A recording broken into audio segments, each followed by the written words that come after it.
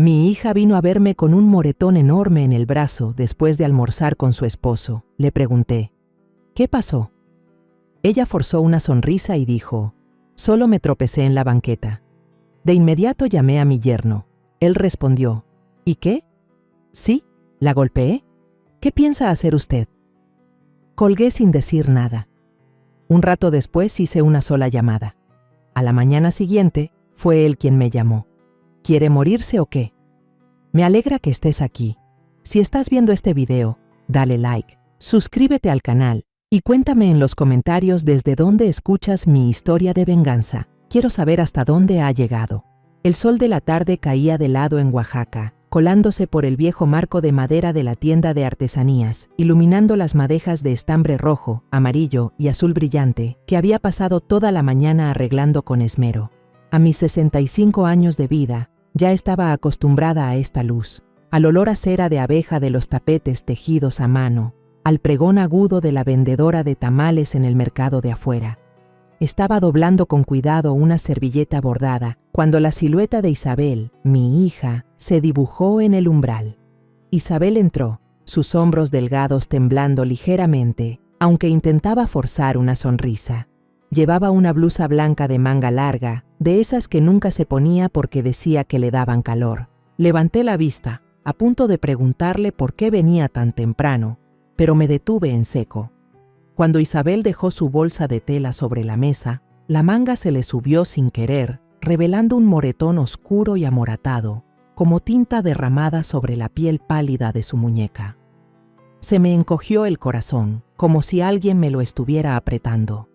Aquel moretón no parecía de una caída, ni de un accidente.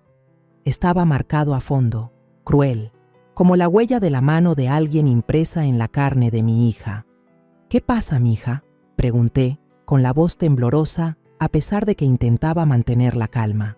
Isabel se bajó la manga deprisa, ocultando el moretón, y luego sonrió torcidamente, de esa manera que yo sabía que significaba que me estaba ocultando algo. No es nada, mamá.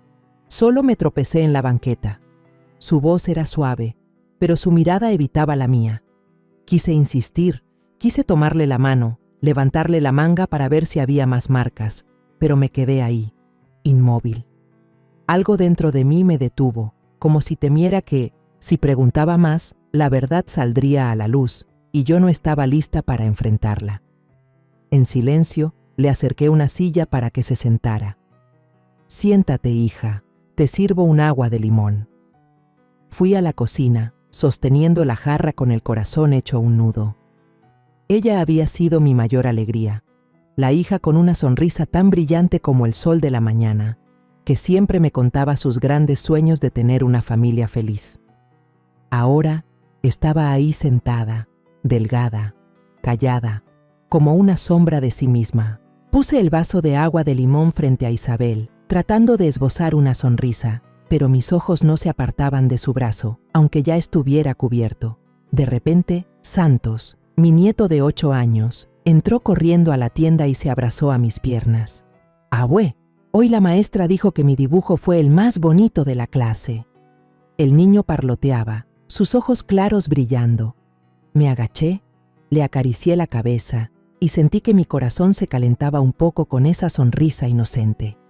Santos era mi mundo entero, la razón por la que todavía me levantaba cada mañana, por la que seguía tejiendo tapetes, por la que seguía viviendo después de que mi esposo se fue. Pero ni siquiera la sonrisa de Santos pudo disipar la inquietud en mi pecho. Miré de reojo a Isabel y la vi con la cabeza gacha, jugueteando con el borde del vaso, como si intentara esconder un secreto. Cuando Isabel se levantó para ir a la cocina a buscar un poco de pan dulce, llamé a Santos y lo mantuve cerca. Bajé la voz y le pregunté suavemente, ¿tu papá se enojó hoy, mi niño? Apenas salió la pregunta, me arrepentí. Los ojos claros de Santos se quedaron fijos por un instante y luego bajó la cabeza, mirando sus zapatitos gastados. No dijo nada. Solo corrió en silencio a un rincón de la tienda donde guardaba algunos juguetes viejos. Mi corazón sintió otro apretón. Un niño de 8 años no sabe mentir, y su silencio era más aterrador que cualquier palabra. Me quedé ahí, con las manos aferradas al borde de la mesa, tratando de no temblar. Isabel y su hijo se quedaron un rato más en la tienda y luego dijo que tenía que volver a Puebla para preparar la cena. Los acompañé hasta la esquina, viendo a Santos tomar la mano de su mamá, saltando sobre el empedrado. Isabel se dio la vuelta y me dio un abrazo, pero fue un abrazo frío, como si estuviera tratando de mantener la distancia. Cuando sus figuras desaparecieron tras la esquina, volví a la tienda, cerré la puerta y me senté sola en la oscuridad que empezaba a caer. Las coloridas madejas de estambre ahora se veían borrosas, igual que mi mente en ese momento. No quería creerlo, pero lo sabía muy bien. El moretón en el brazo de Isabel no era por una caída, y el silencio de Santos era la confirmación que no quería escuchar. Por la noche, me senté ante la pequeña mesa del comedor en mi humilde casa, la luz amarillenta iluminando la pared desconchada. Tomé el teléfono, mi dedo dudando sobre la pantalla. Finalmente, respiré hondo y marqué el número de Erasmo, el yerno en quien una vez confié para que hiciera feliz a mi hija. El teléfono sonó 3 veces, y luego su voz retumbó, pulida y arrogante. «Señora Mercedes, ¿qué se le ofrece?» No me anduve con rodeos, fui directo al grano. «¿Qué le hiciste a Isabel?» Mi voz sonó más firme de lo que esperaba, pero por dentro, mi corazón latía con fuerza. Hubo un segundo de silencio al otro lado de la línea y luego una risa burlona, tan fría como un cuchillo. «¿Y qué? Claro que le pegué. ¿Y usted qué va a hacer al respecto?», dijo, cada palabra como una bofetada.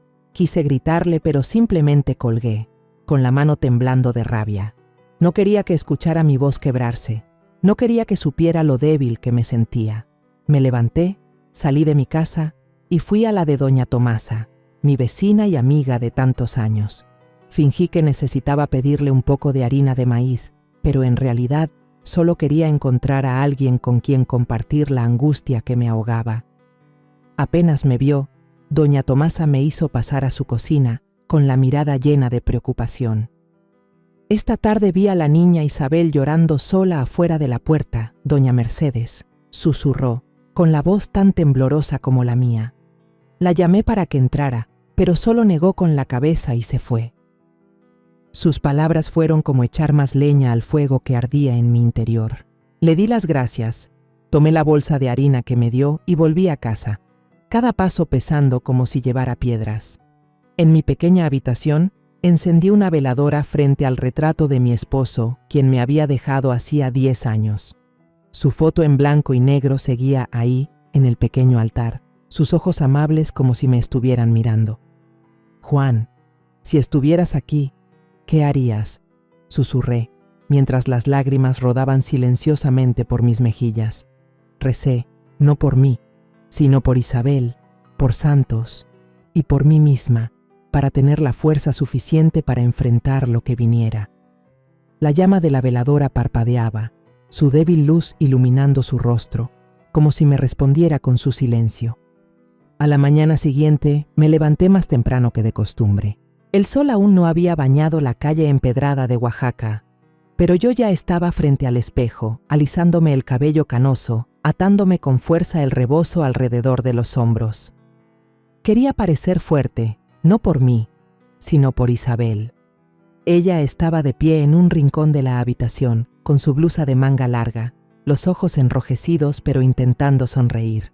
«Mamá, no tienes que hacer un escándalo por esto», dijo, con una vocecita que parecía suplicarme que me detuviera. Pero solo negué con la cabeza y le tomé la mano. «Ven conmigo, Isabel. No podemos dejar que esto siga así». Dentro de mí, un fuego ardía a fuego lento, no de ira, sino de amor por mi hija, un amor que nada podía apagar. Entramos a la comandancia de policía en el centro del pueblo, donde el olor a café quemado se mezclaba con el chirrido de un ventilador de techo.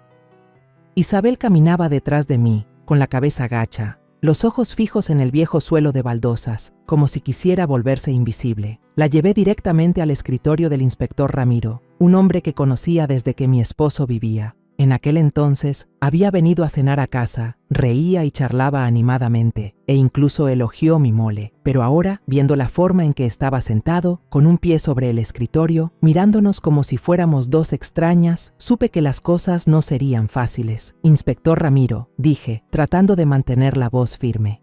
Vengo por mi hija. Su esposo la golpea. Quiero que levante un acta. Le conté todo, desde el moretón en su muñeca hasta la llamada de la noche anterior, cuando Erasmo admitió su comportamiento con total descaro. Miré a Ramiro directamente a los ojos, esperando un poco de justicia, un poco de empatía del hombre que una vez comió en mi casa. Pero él solo miró de reojo a Isabel, y luego se inclinó para garabatear algo superficialmente, el lápiz arañando el papel. Seguro se cayó de las escaleras. Un accidente doméstico, ya sabe. Soltó, con una voz tan fría como si hablara del clima. La sangre me hirvió. Golpeé la mesa con fuerza, el sonido haciendo que toda la habitación se callara. ¡No! A mi hija la golpea su esposo. ¿Me oye bien? Esto no es un accidente. Mi voz temblaba, no de miedo, sino de la rabia que estallaba en mi pecho. Ramiro levantó la cabeza y sonrió con desdén. Una sonrisa que quise borrarle de una bofetada. Mire, doña Mercedes, le aconsejo que se vaya a casa y le diga a su hija que mantenga a su familia en paz. En pleitos de marido y mujer, nosotros no nos metemos. Sus palabras fueron como una puñalada en el corazón. Quise gritarle, preguntarle dónde tenía la conciencia al ver a una madre suplicando ayuda, pero Isabel me jaló del brazo. Mamá, ya vámonos. Su voz se quebró, sus ojos llenos de lágrimas, como si temiera que si yo hacía un escándalo, las cosas empeorarían. Apreté su mano, con el corazón pesado como una piedra, y la saqué en silencio de la comandancia. Cada paso se sentía como si me hundiera más en la impotencia. De regreso, no pude soportar el sentimiento de fracaso que me ahogaba. Decidí pasar por el despacho del licenciado Rivas, un abogado de renombre en Oaxaca.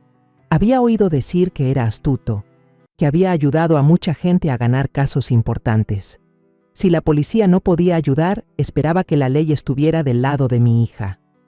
El despacho de Rivas estaba en un edificio nuevo, con paredes blancas impecables y puertas de cristal relucientes. Cuando entramos, el olor a perfume caro y el zumbido del aire acondicionado me hicieron sentir fuera de lugar. Yo, una viejita que vendía artesanías, parada en medio de un lugar donde reinaban el dinero y el poder. Le conté toda la historia, desde el moretón en el brazo de Isabel hasta la actitud descarada de Erasmo. Rivas se sentó frente a mí, recargado en su silla de piel, girando lentamente un anillo de oro en su dedo, como si mi historia fuera solo un chisme. Cuando terminé, me miró. Luego miró a Isabel, con una mirada fría, como si estuviera sopesando algo. Doña Mercedes, dijo lentamente, tiene que entender que Erasmo tiene conexiones con las que no nos conviene meternos. Si esto se hace un escándalo, los más perjudicados serán Isabel y el pequeño Santos. Sus palabras fueron otra bofetada, pero esta vez no solo me dolió, sino que me hizo sentir pequeña, impotente ante el muro de poder que Erasmo había construido. Isabel estaba sentada a mi lado, con la cabeza gacha, las manos entrelazadas con fuerza. Vi sus hombros temblar, como si estuviera conteniendo el llanto. Quise abrazarla, decirle que no me rendiría, pero se me hizo un nudo en la garganta. Hice que Isabel se levantara. No dije una palabra más, y salimos del despacho en un silencio sofocante. Afuera, el sol abrasador del mediodía de Oaxaca quemaba, pero no era nada comparado con el fuego de la decepción que ardía dentro de mí. Esa tarde, decidí ir con Isabel a su casa en Puebla. Quería ver con mis propios ojos dónde vivía mi hija, entender por qué insistía en ocultarme la verdad. La casa de Isabel estaba en las afueras, una casa grande que Erasmo había construido con el dinero de su constructora. Pero cuando entramos al patio, el aire era tan pesado que me costaba respirar. Doña Beatriz Ortega, la madre de Erasmo, estaba sentada en una silla de mimbre bajo la sombra de un árbol de aguacate, con un vaso de jugo en la mano y una expresión de reina altanera. Apenas nos vio, nos fulminó con la mirada y dijo con voz cortante: Tu hija no sirve más que para vivir a costa de mi familia. Ni siquiera puede atender la comida de su esposo y su hijo. Sus palabras fueron como un cuchillo en mi corazón. Quise responderle, decirle que era su hijo quien estaba destruyendo esta familia, pero Isabel me apretó el brazo con fuerza, sus ojos llorosos suplicando, «Mamá, por favor, no». Abrazó con fuerza a Santos, quien se escondió detrás de ella, mirando a su abuela con ojos desconcertados. Vi el miedo en esa mirada, y eso me dolió en el alma. Justo en ese momento, Erasmo salió de la casa, ajustándose la corbata con indiferencia, como si todo fuera normal. Me miró con ojos fríos y desafiantes. Luego se volvió hacia Isabel y le ordenó, «Métete a la casa, no dejes que tu mamá haga un escándalo».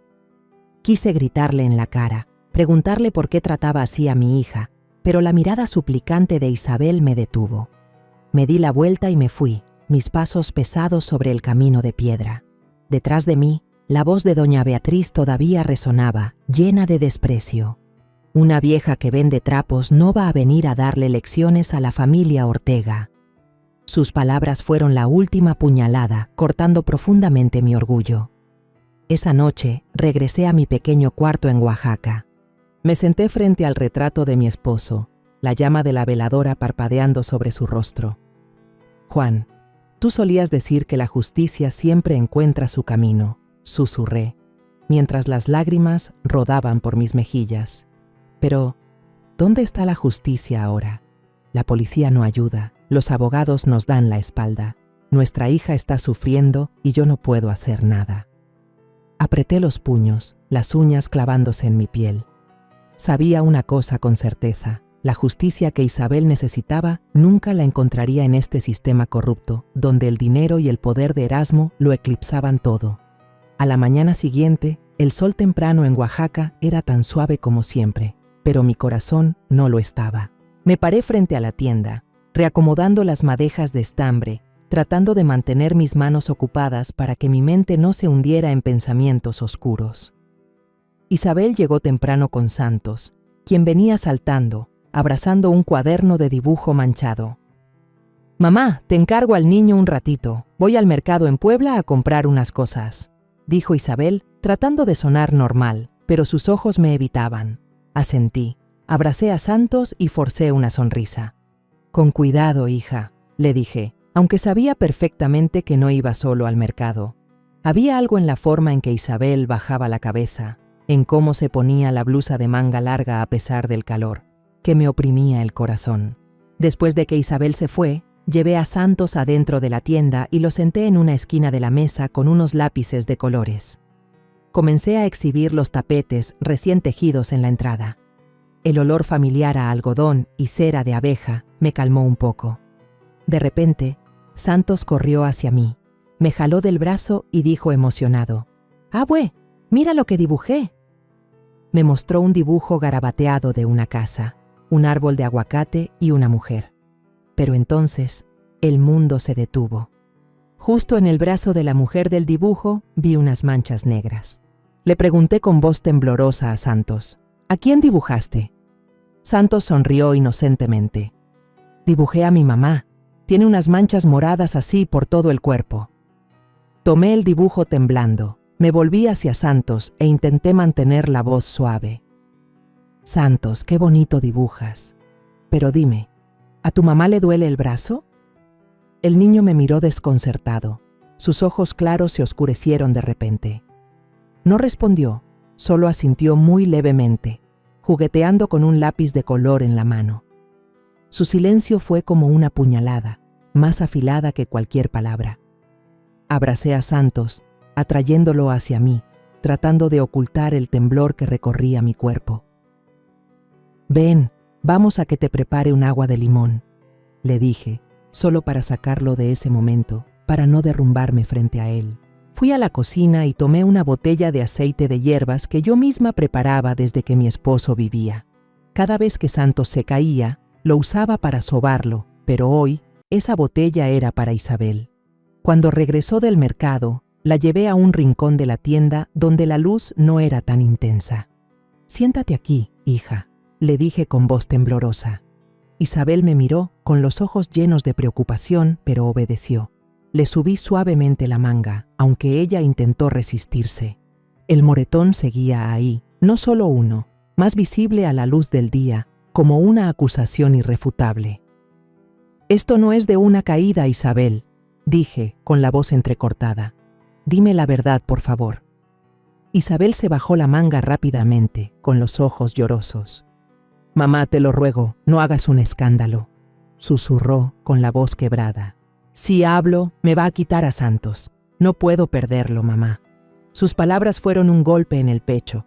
Quise gritar, quise ir a la casa de Erasmo en ese mismo instante y enfrentarlo, pero la mirada suplicante de Isabel me detuvo. Se echó a llorar, sus hombros delgados temblando sin control, como si todo lo que había estado conteniendo por tanto tiempo se desbordara. La abracé, dejando que se apoyara en mi hombro, sus lágrimas empapando mi blusa. «No voy a dejar que te haga más daño», susurré, aunque yo misma no sabía qué iba a hacer. Tomé la botella de aceite de hierbas y se lo apliqué suavemente sobre el moretón. El olor a menta y cempasúchil se esparció, pero no alivió el dolor en mi corazón. Cada vez que tocaba el moretón, sentía el dolor de mi hija, no solo en la piel, sino en lo profundo de su alma. Isabel se quedó ahí, llorando en silencio, y yo solo pude abrazarla más fuerte, como si así pudiera protegerla del mundo entero. Justo en ese momento, doña Tomasa, mi vecina, entró en la tienda con su canasta del mercado. Miró a Isabel, luego a mí, con una expresión de compasión.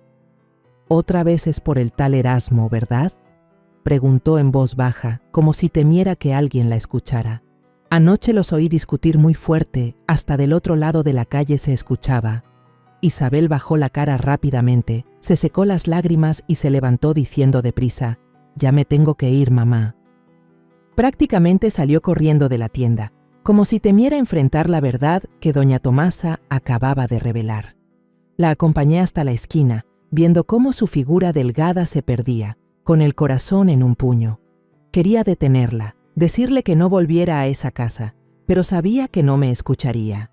Tenía miedo de perder a Santos, y ese miedo era más grande que su propio dolor.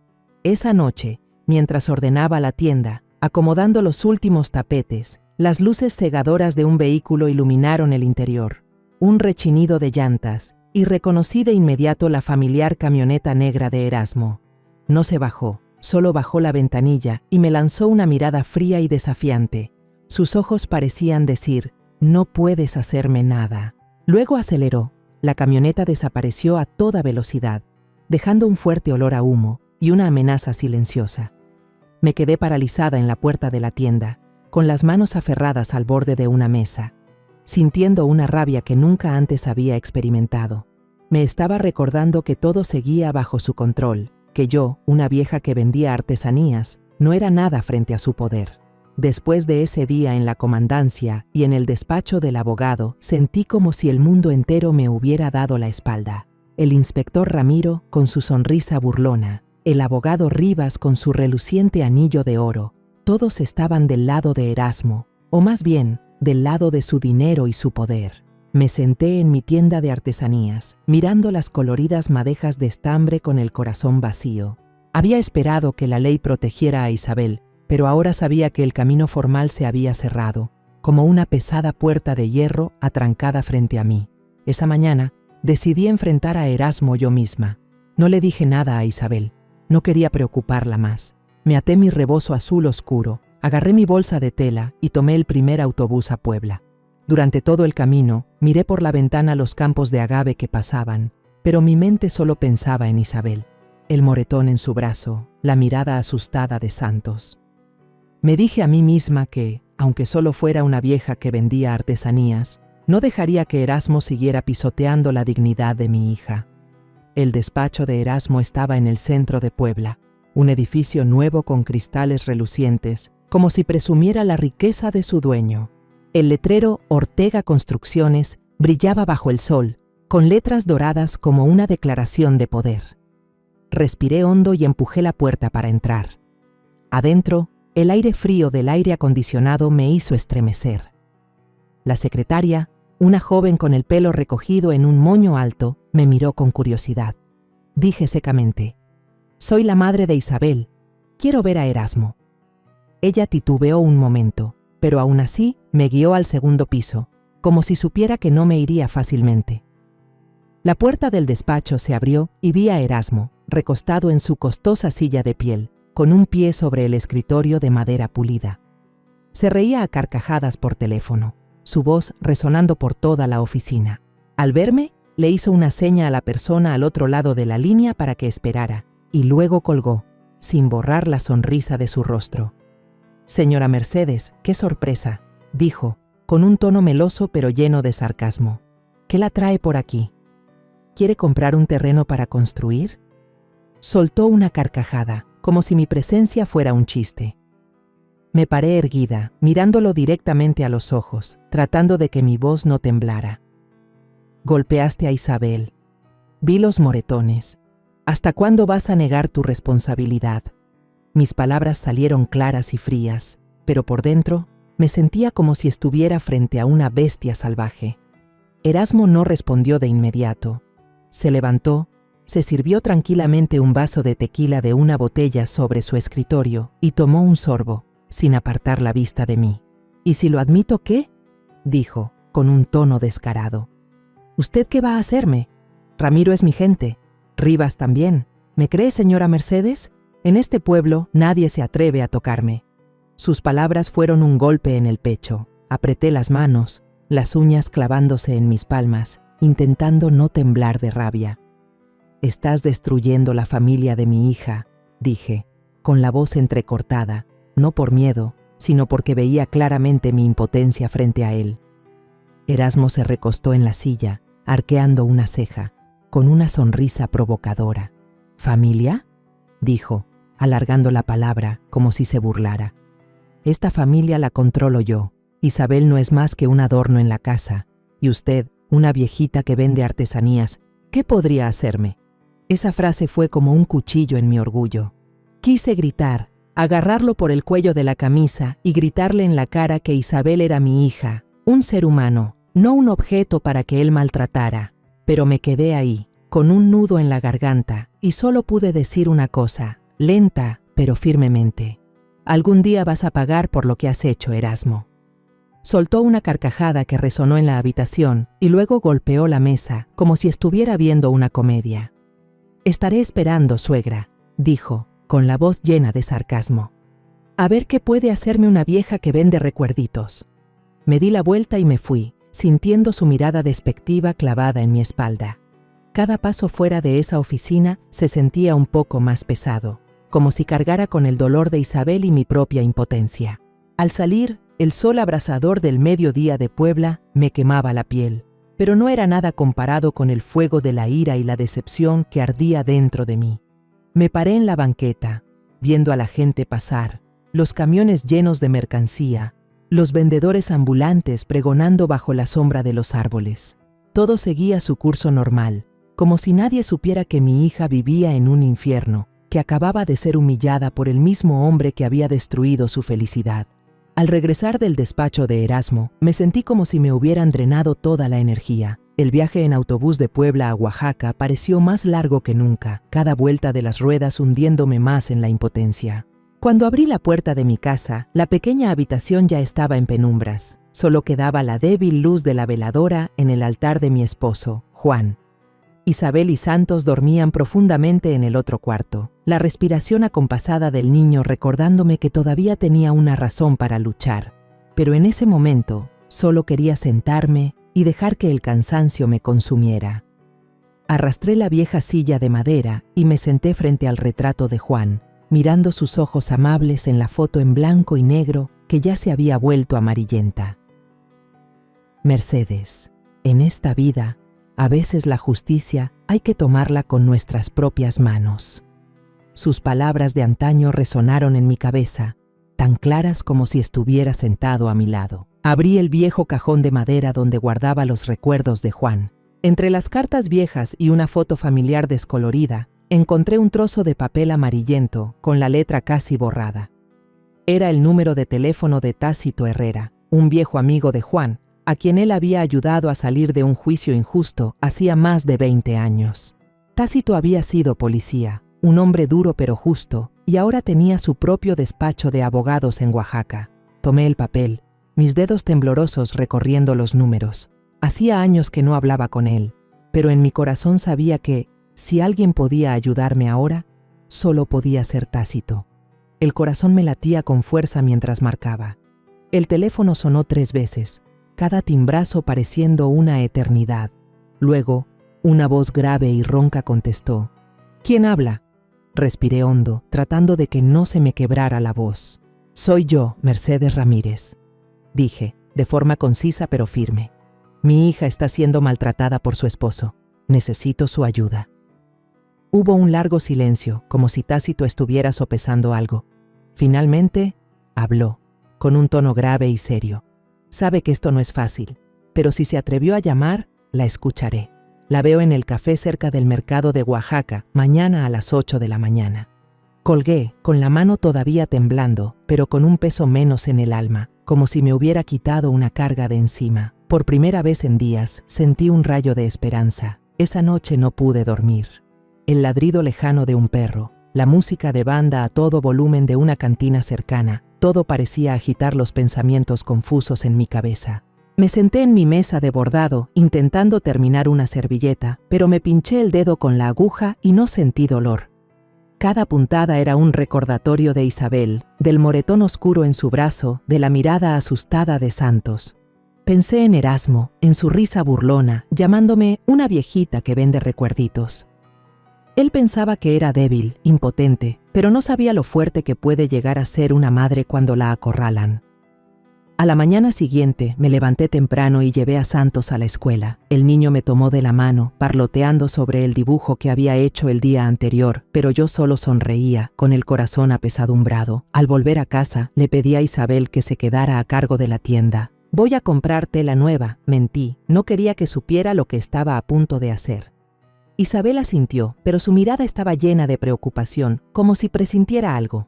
Me puse mi rebozo azul oscuro, tomé mi bolsa de tela y caminé hasta el pequeño café en una esquina del mercado de Oaxaca.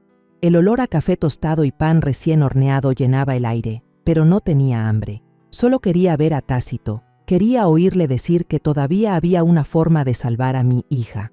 Tácito ya estaba esperando en una esquina del local, con una chaqueta oscura y una taza de café de olla humeante frente a él. Había envejecido mucho desde la última vez que lo vi, su cabello estaba casi completamente blanco, pero su mirada seguía siendo aguda, como si nada pudiera escapársele.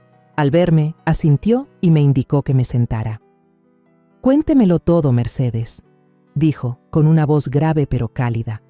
«No me oculte nada». Le abrí mi corazón, cada palabra rasgando mi alma. Le hablé de los moretones en el brazo de Isabel, de cómo intentaba ocultarlos bajo mangas largas. Le conté del silencio de Santos, de su mirada asustada cuando le pregunté por su padre. Le conté de la llamada a Erasmo, de su risa burlona, de su desafío descarado de que yo no podía hacerle nada. Le hablé del inspector Ramiro, que una vez comió en mi casa pero ahora me daba la espalda, y del abogado Rivas, con sus amenazas de que meterse con Erasmo perjudicaría a Isabel y a Santos. Finalmente, le conté del enfrentamiento en el despacho de Erasmo, de cómo llamó a Isabel un adorno y me humilló como si yo no valiera nada. Las lágrimas rodaron por mis mejillas, pero no las sequé.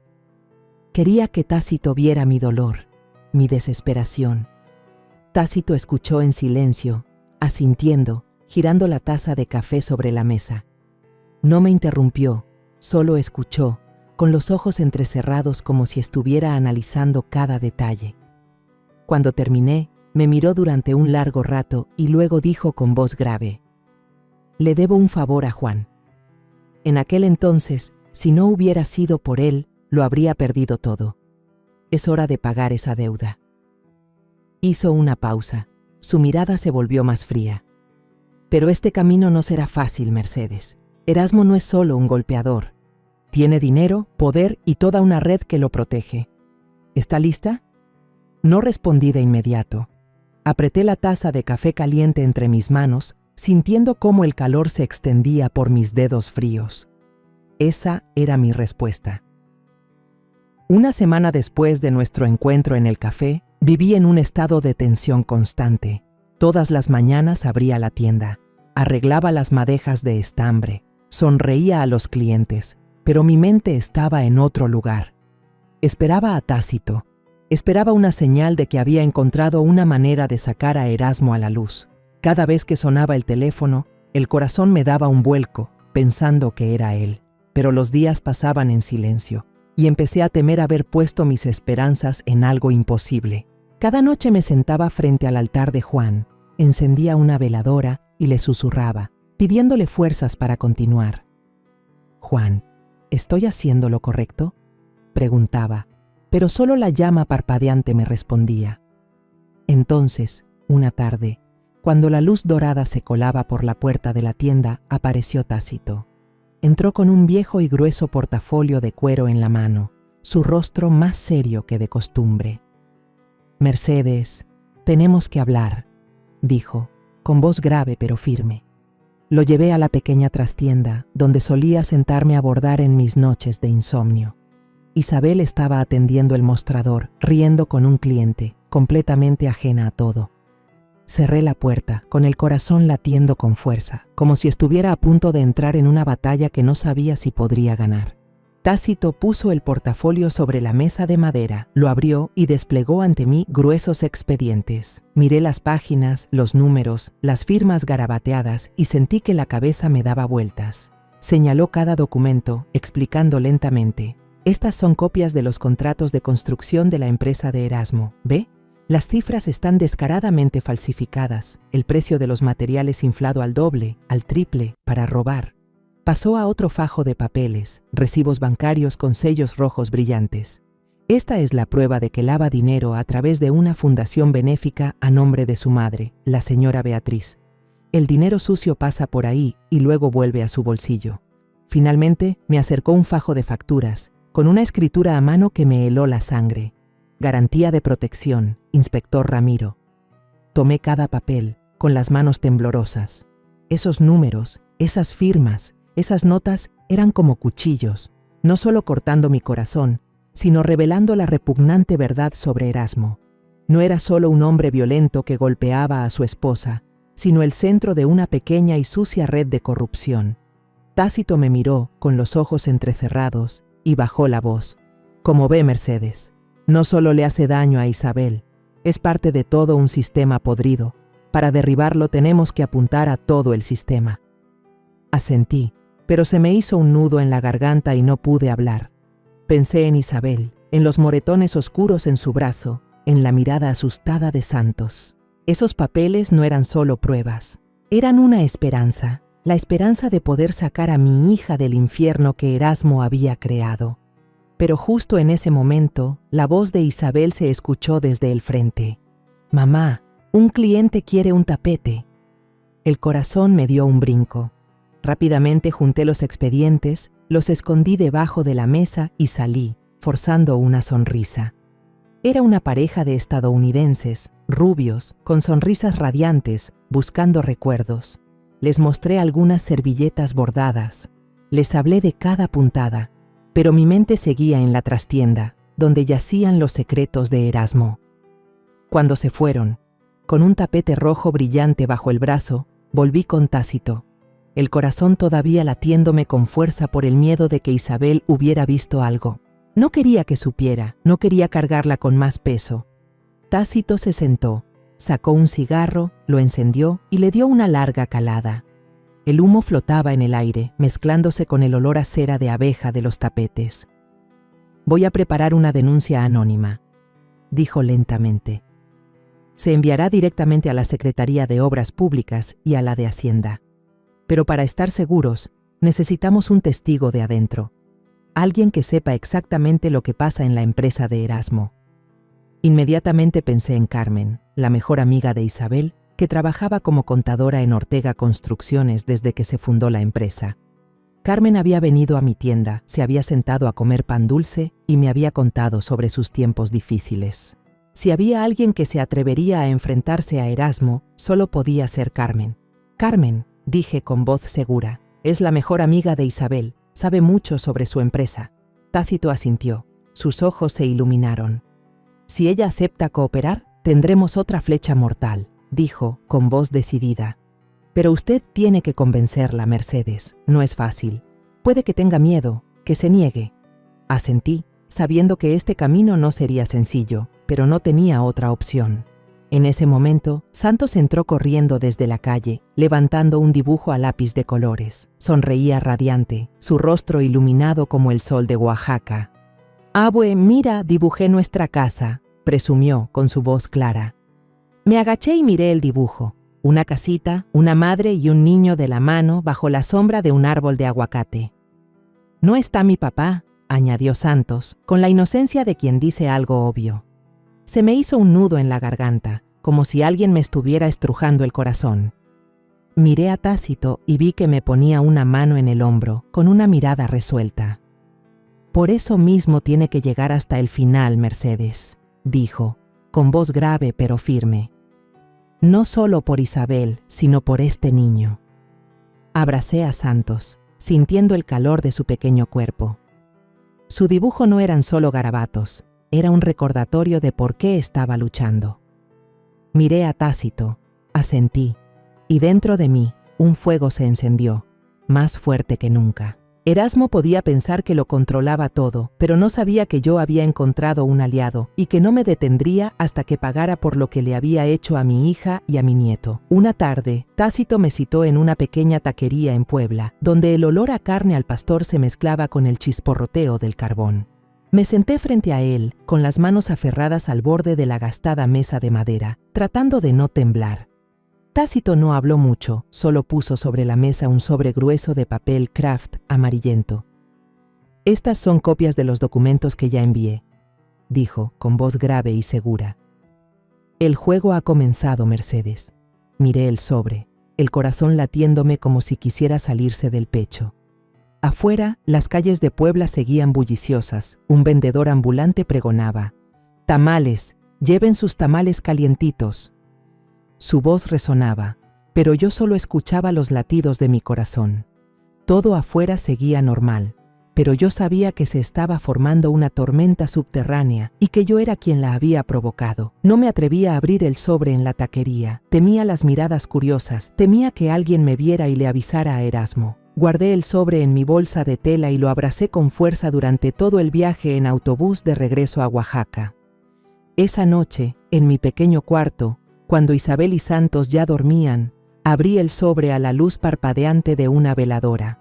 Los papeles adentro eran la prueba. Los contratos falsificados, los recibos de lavado de dinero, las notas de soborno, todo como balas listas para derribar a Erasmo. Leí cada línea, con las manos temblorosas, sintiendo una mezcla de alegría y miedo. Alegría porque por fin tenía algo con qué enfrentarlo, y miedo porque sabía que este camino sería más peligroso de lo que imaginaba. 3 días después, aparecieron los primeros rumores. Estaba limpiando la tienda cuando escuché a doña Tomasa, mi vecina, susurrarle a una clienta: «Dicen que la constructora Ortega está metida en un desfalco muy grande». Alguien subió fotos de las facturas a internet. Todo el pueblo está hablando de eso. Fingí estar ocupada, reacomodando unas madejas de estambre, pero el corazón me latía con fuerza. Abrí discretamente mi teléfono y busqué una cuenta anónima en las redes sociales. Las imágenes de las facturas sospechosas, las cifras fraudulentas de la constructora Ortega aparecían claramente. Reconocí de inmediato los documentos que Tácito me había mostrado. Él había actuado y la tormenta que esperaba ya había comenzado a levantarse. A la mañana siguiente, Isabel llegó corriendo a la tienda, con el rostro pálido y el teléfono en la mano. «Mamá, mira esto», dijo, con voz alarmada. «Están diciendo que Erasmo desfalcó dinero de las obras, que hasta lava dinero. ¿Es verdad, mamá?» Los ojos de Isabel estaban enrojecidos, como si hubiera estado llorando. Le tomé la mano, la apreté con fuerza e intenté que mi voz sonara tranquila. «Tú solo preocúpate por Santos», le dije, aunque yo sabía la verdad. «Todo va a estar bien». Pero al mirarla a los ojos, vi una mezcla de miedo y esperanza. No preguntó más, solo asintió, pero supe que se estaba conteniendo, tratando de proteger a Santos de lo que estaba sucediendo. En el mercado de Oaxaca, el ambiente comenzó a cambiar. Las vendedoras, a quienes conocía desde hacía décadas, empezaron a cuchichear. Dicen que el yerno de doña Mercedes no solo le pega a su esposa, sino que también es un corrupto, susurró una vendedora de verduras cuando pasé a su lado. Fingí no escuchar, me agaché a escoger unas papas, pero el corazón me latía como un tambor de guerra. No sabía si sentir orgullo o miedo. Orgullo porque los secretos de Erasmo estaban saliendo a la luz, y miedo porque sabía que no se quedaría de brazos cruzados.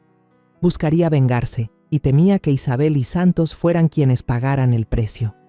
Una semana después, mientras limpiaba el polvo de un estante, una joven entró a la tienda.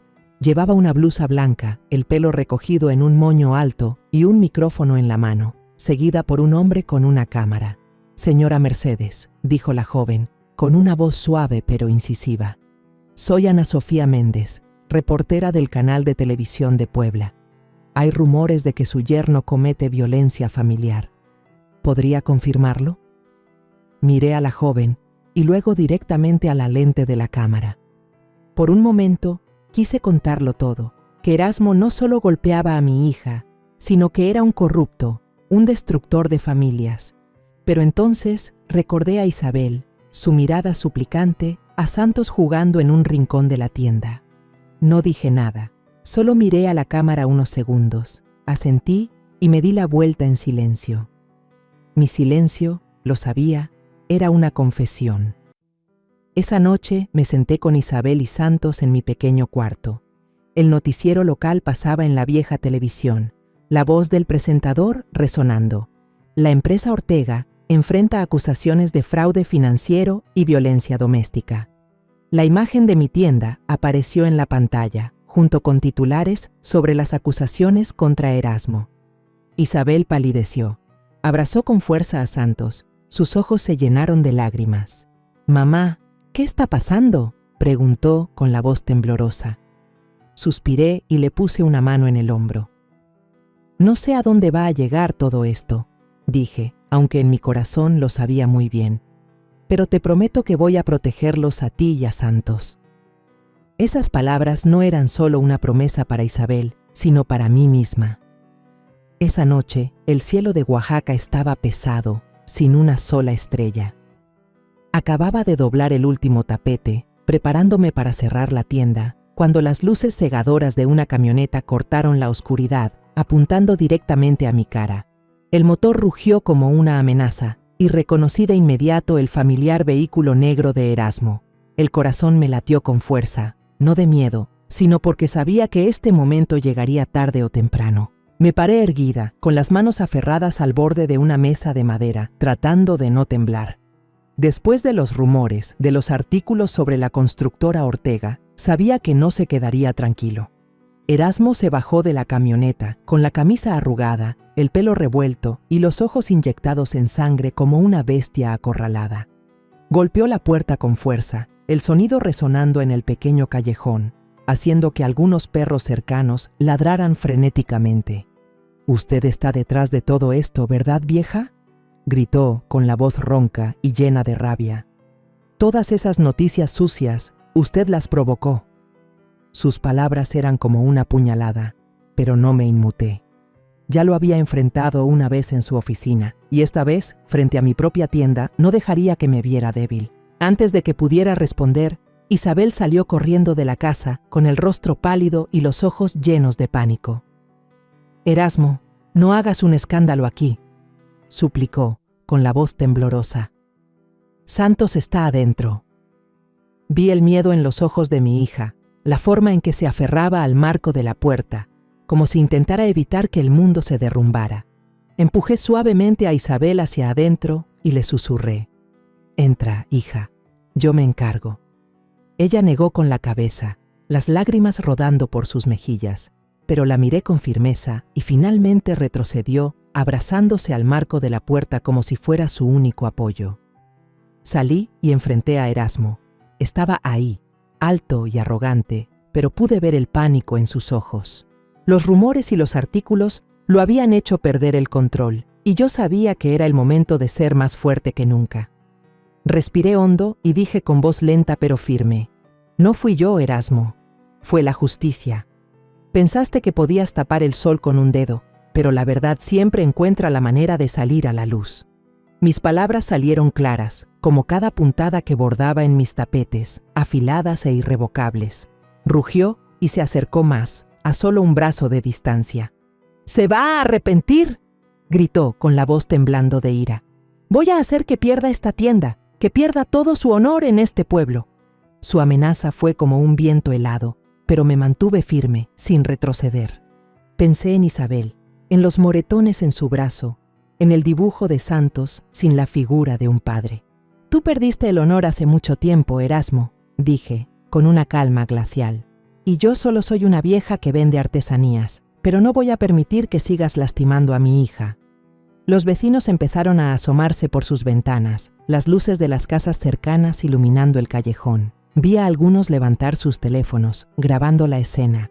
Erasmo se dio cuenta. Su mirada recorrió a la multitud y vi el pánico en ella. Soltó una maldición, se dio la vuelta furioso hacia su camioneta y cerró la puerta de un portazo. Las llantas rechinaron sobre el empedrado mientras aceleraba, dejando un fuerte olor a humo y un aire tenso. Me quedé ahí, viendo cómo la camioneta se perdía en la distancia, sintiendo un alivio mezclado con una pesada preocupación. Estaba perdiendo el control, pero sabía que seguía siendo peligroso. Isabel se desplomó en la entrada, cubriéndose la cara con las manos, sollozando desconsoladamente. Su llanto me partió el corazón. Me arrodillé, la ayudé a levantarse y la abracé con fuerza. «Tienes que ser fuerte», le dije en voz baja, aunque yo misma estaba conteniendo las lágrimas. «Esto es solo el principio, Isabel. No voy a dejar que él gane». Ella asintió, pero sentí como su cuerpo temblaba, como si estuviera en medio de una tormenta sin saber a dónde ir. Cuando Isabel entró a la casa para abrazar a Santos, que dormía profundamente, me quedé en la puerta, mirando el cielo nocturno. Nubes oscuras cubrían la luna, pero vi una figura de pie bajo la luz de un farol a lo lejos. Era Tácito. Se acercó, sus ojos agudos pero con un brillo de satisfacción. «Bien hecho, Mercedes», susurró. «Está perdiendo el control. Cuanto más se enoje, más errores cometerá». Asentí sin decir nada, pero en mi corazón sabía una cosa con certeza. La verdadera tormenta estaba a punto de desatarse, y yo estaba lista para enfrentarla. Después de la noche en que Erasmo vino a armar un escándalo frente a la tienda, no pude pegar un ojo. El viento silbaba a través de las rendijas de la vieja puerta de madera, el ladrido lejano de un perro, y mi propio corazón latiendo tan fuerte que parecía que se me iba a salir del pecho. A la mañana siguiente, apenas asomaron los primeros rayos de sol, Tácito llamó a la puerta. Entró con una pequeña memoria USB y un grueso fajo de documentos en la mano, su rostro serio, pero con una chispa de determinación en los ojos. Lo invité a sentarse, le serví una taza de café negro, pero me temblaban tanto las manos que derramé unas gotas sobre la mesa. Tácito no le dio importancia, puso la memoria y los documentos sobre la mesa y dijo lentamente: «Estas son las pruebas finales, Mercedes. Los contratos falsos, las cuentas bancarias a nombre de los familiares de Erasmo y las transacciones turbias que él pensaba que nadie descubriría. Con esto, ya no tiene escapatoria». Miré el fajo de documentos, los números, las firmas y las notas garabateadas como si fueran puñales clavándose en mi corazón. Esto no era solo prueba de corrupción, sino la verdad sobre quién era Erasmo, un hombre que no solo lastimaba a mi hija, sino que arruinaba a muchos otros para satisfacer su codicia. «¿Qué haremos ahora?», pregunté, con la voz ronca por la falta de sueño. Tácito sonrió con ironía, pero también con confianza. «Haremos que él mismo cave su propia tumba», dijo, con una mirada gélida. «Tendrá que enfrentar la verdad, no ante usted, sino ante el mundo entero». Ese mediodía, mientras limpiaba la tienda, sonó el teléfono. El número de Erasmo apareció en la pantalla y sentí que el corazón se me detenía. Respiré hondo y contesté. Su voz sonó ronca, sin rastro de la arrogancia de antes. «¿Qué es lo que quiere? Dígalo de una vez. ¿Dinero? ¿Una disculpa? Haré lo que sea, con tal de que pare esto». Escuché la desesperación en su voz, pero no me ablandó. Pensé en los moretones en el brazo de Isabel, en la mirada asustada de Santos, en las noches que recé ante el altar de Juan. Quiero la verdad, respondí, con voz firme. Vas a confesar todo, no a mí, sino frente a todos. Colgué antes de que pudiera decir algo más, con el corazón latiendo con fuerza, pero sintiendo un gran alivio, como si me hubiera quitado una piedra enorme del pecho.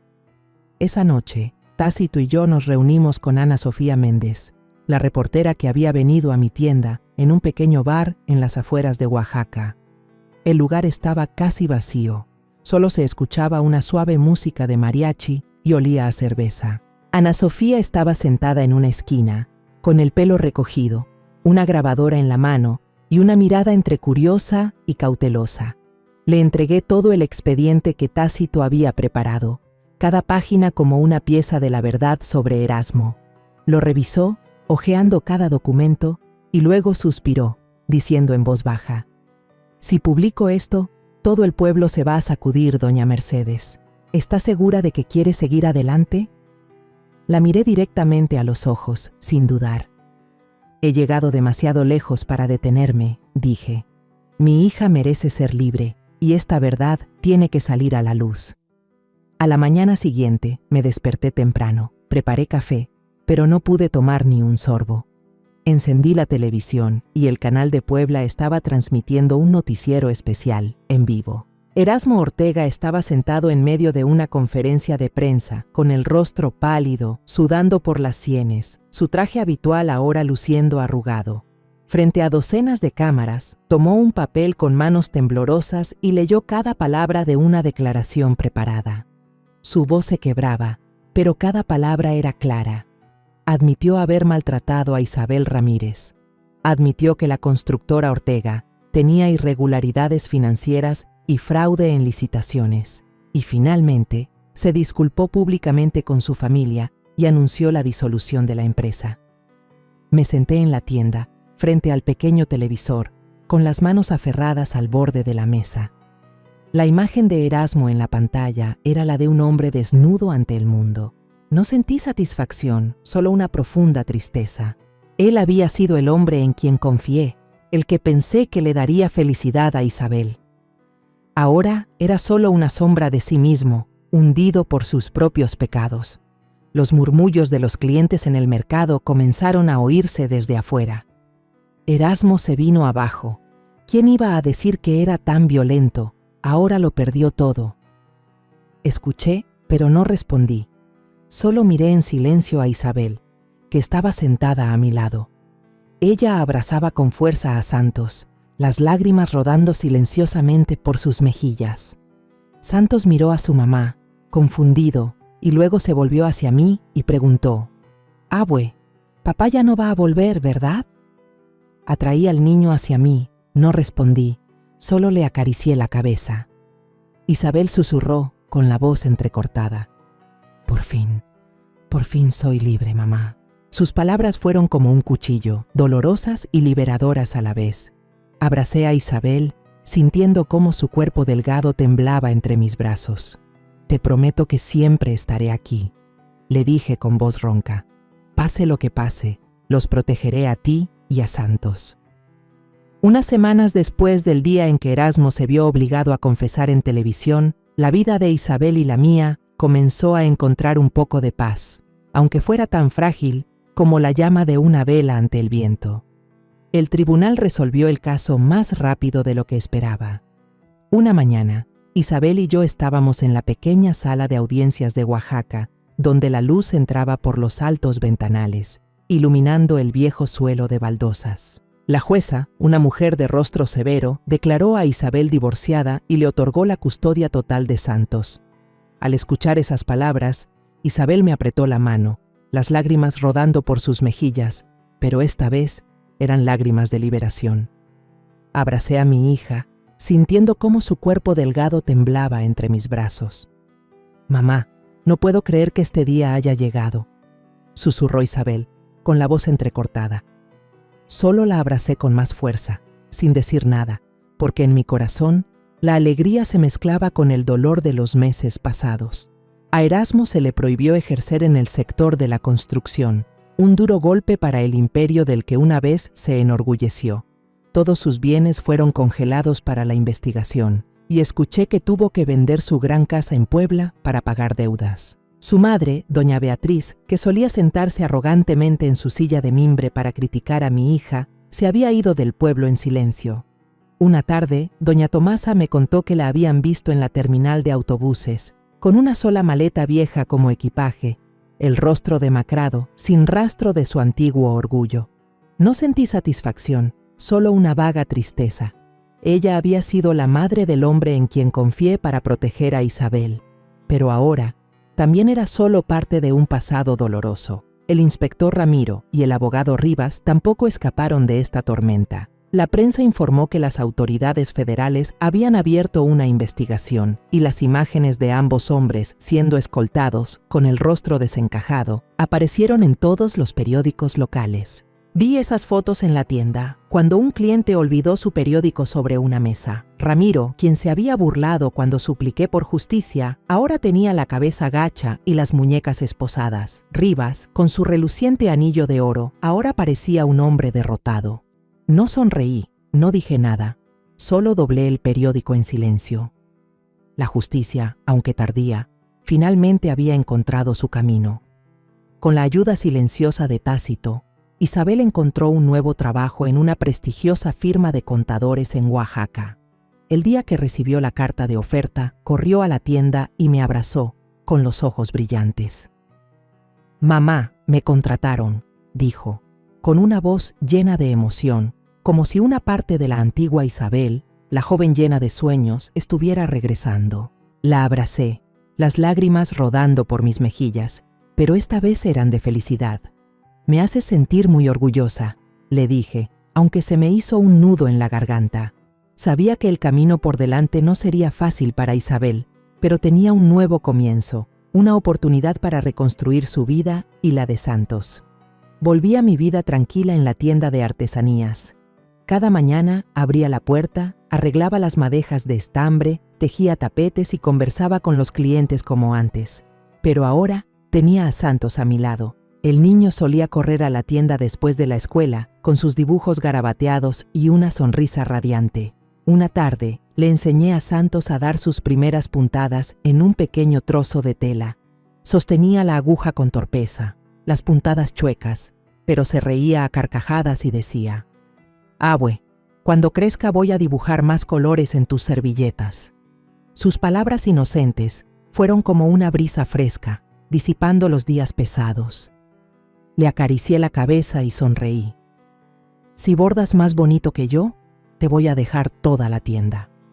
Santos se rió a carcajadas, y en ese momento sentí mi corazón más ligero que nunca. Una tarde, mientras colgaba un tapete recién tejido en la entrada de la tienda, pasó Ana Sofía Méndez. Llevaba una blusa blanca, el pelo recogido y la misma sonrisa radiante de la primera vez que la vi. Me saludó con la mano y yo asentí, sonriendo en agradecimiento. Su reportaje, junto con las pruebas que Tácito y yo le proporcionamos, había sacado la verdad a la luz, había ayudado a Isabel a liberarse de las cadenas de Erasmo. No dije nada, pero por dentro le estaba agradecida a ella y a Tácito, las personas que estuvieron a mi lado en esta lucha. Por la noche, volví a mi pequeño cuarto, donde la llama de la veladora frente al altar de Juan seguía parpadeando. Encendí una varita de incienso, el aroma a copal se esparció, trayendo una paz que no había sentido en mucho tiempo. Miré los ojos amables de Juan en la foto y susurré: «La justicia puede tardar, pero al final llegó, mi amor, y nadie tiene derecho a pisotear la dignidad de nuestra hija». Cerré los ojos, sintiendo la suave brisa nocturna mover la cortina. Esta guerra había terminado y habíamos ganado, no con violencia, sino con perseverancia y un amor que nunca se rindió. Me quedé sentada ahí, en mi pequeño cuarto, escuchando el canto de los grillos en el callejón. Pensé en Isabel, en la sonrisa que volvía a su rostro. Pensé en Santos, en los dibujos llenos de color que pintaría en su futuro. Y pensé en mí misma, una vieja que vendía artesanías, que se había atrevido a enfrentarse a todo un sistema para proteger a su familia. Ya no tenía miedo, ya no tenía dudas. Esta vida, aunque dura, me había enseñado que el amor de una madre puede ser más fuerte que cualquier poder. Y con ese amor, lo sabía, seguiríamos adelante, juntas, bajo el sol de Oaxaca. La historia que acabas de escuchar ha sido modificada en nombres y lugares para proteger la identidad de las personas involucradas. No contamos esto para juzgar, sino con la esperanza de que alguien escuche y se detenga a reflexionar. ¿Cuántas madres están sufriendo en silencio dentro de su propio hogar? Yo realmente me pregunto, si tú estuvieras en mi lugar, ¿qué harías? ¿Elegirías callar para mantener la paz? ¿O te atreverías a enfrentarlo todo para recuperar tu voz? Quiero saber tu opinión, porque cada historia es como una vela que puede iluminar el camino de alguien más. Dios siempre bendice, y estoy convencida de que la valentía nos lleva a días mejores. Mientras tanto, en la pantalla final te dejo 2 de las historias más queridas del canal. Estoy segura de que te sorprenderán. Gracias por haberte quedado conmigo hasta este momento.